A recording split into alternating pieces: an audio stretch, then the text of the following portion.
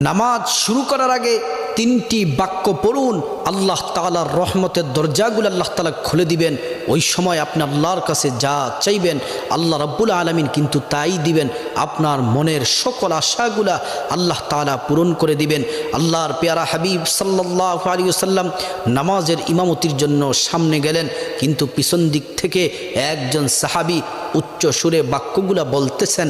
আর আল্লাহ রাসূল নামাজ শেষ করার পরে জিজ্ঞেস করলেন, কে এই বাক্যগুলা পড়েছ? ওই সাহাবী হাত তুললেন। আল্লাহ রাসূল বললেন, তুমি এই দোয়া পড়ার সাথে সাথে আল্লাহ তাআলা রহমতের দরজাগুলা খুলে দিলেন।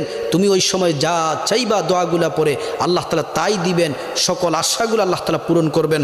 দোয়াটি হচ্ছে আল্লাহু আকবার কাবীরা ওয়ালহামদুলিল্লাহি কাসীরা ওয়া সুবহানাল্লাহি বুকরাতাও ওয়া আসীলা। এই দোয়াটি পড়ার সাথে সাথে আল্লাহ তাআলা রহমতের দরজাগুলা খুলে দেন।